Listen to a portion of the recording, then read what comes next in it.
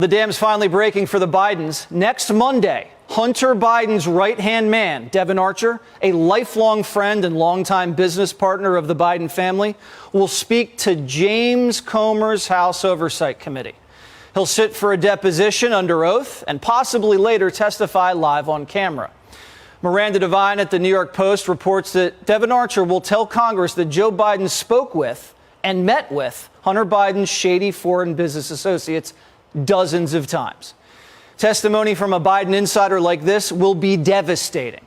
Miranda reports that when Joe Biden was vice president, Hunter Biden was meeting with the Ukrainian energy CEO, dialed his father, put it on speaker, introduced his father, the vice president of the United States, to his Ukrainian boss, and let his dad know these guys, quote, need our support. 3 days later, Joe Biden flew to Ukraine and got the prosecutor fired who was investigating Hunter's Ukrainian boss. I said, I'm leaving in 6 hours. If the prosecutor's not fired, you're not getting the money. Well, son of a got fired. Donald Trump got impeached for zeroing in on that. And we have emails backing this up that Hunter was hired to get his dad to fire the prosecutor. The Biden family was getting rich off you, the American taxpayer. The Biden family was putting their own financial interests over the interests of the United States. Devon Archer was in business with the Bidens for over a decade. Devon Archer says Joe Biden was on a first-name basis with the Burisma executives. His lawyer released a statement which read in part, quote, Devon Archer believes strongly in the rule of law and the democratic system and is prepared to answer the committee's questions, just as he's already answered similar questions from a federal grand jury. And this executive is the same one who says he has tapes of Joe Biden shaking him down for $5 million and says he has bank records proving he paid the bribe. Devon Archer will also testify that Hunter called his dad in front of his business partners dozens of times. It's how Hunter justified the bribes. He can get his dad on the phone wherever and whenever a foreign national wanted, as long as he was paying. This corroborates what Tony Bobulinski said. In fact, the same day that Hunter Biden shook down the Chinese for money, claiming his dad was sitting next to him and would be really mad if the money didn't come through, well, it turns out Hunter was in Delaware at his dad's house that very same day, taking his dad's Corvette for a joyride with two young women, putting Joe and Hunter at the same place at the same time. Archer's also expected to tell Congress about dinners Hunter set up between his dad and foreign business partners from Ukraine, Russia, and Kazakhstan. Emails and photographs also put Joe Biden at these dinners. But here's the catch. Archer's family has been getting death threats. Devon Archer has put off this deposition a couple of times. He's also about to report for prison for a year for ripping off Indian tribes. He's a convict, like a lot of the Biden's business partners were. And now the White House is panicking. Their defenses are shifting. Chairman James Comer today says that the Oversight Committee, has evidence that the president in the past communicated directly with foreign business associates of his son Hunter Biden many times. Curious if the White House and the president still stand behind his comment that he's never been involved and has never even spoken to his son about his business. So I've been asked this question a million times. The answer is not going to change. The answer remains the same. The president was never in business with his son. I just don't have anything else to add.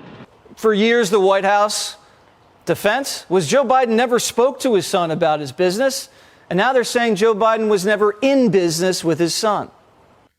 I mean, why would you go out of your way to protect a man if he did something wrong? You have no obligation to protect somebody. I have no obligation to defend Trump when he does something wrong or says something that I don't approve of. I mean, anybody that does that blindly has an allegiance to the people they vote for are bootlickers.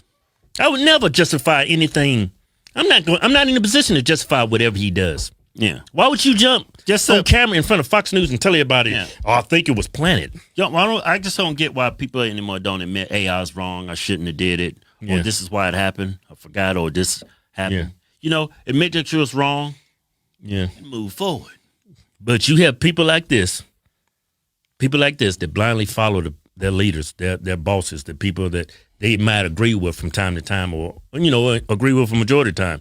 You justifying documents already been found, already been confirmed by the United States president. Yeah, but this dude's been in Congress for like 15 years, and and Herschel Walker, he lost the race in Georgia. You can see why.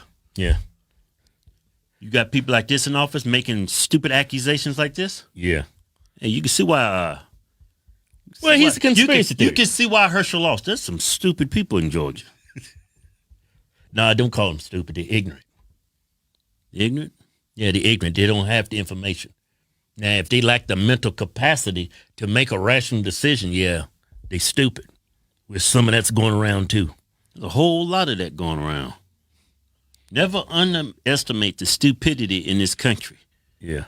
while we losing elections. There's a lot of stupid people. A lot of stupid people on the right too. You know why? Because a lot of these people complaining that the elections are being stolen, they're not even going out and voting.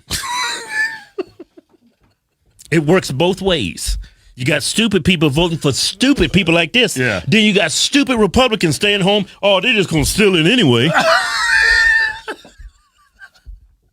You know what's crazy?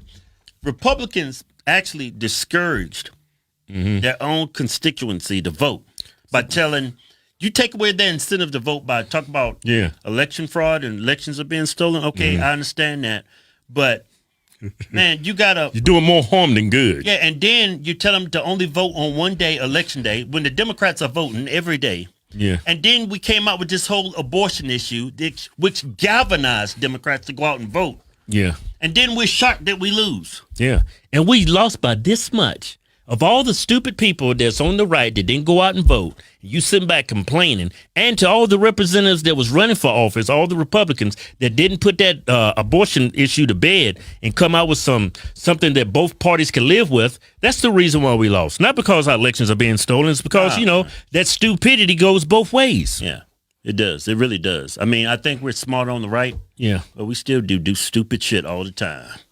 Another damn good show. That was another one, man. There's another one in the books. That was a damn good show, man.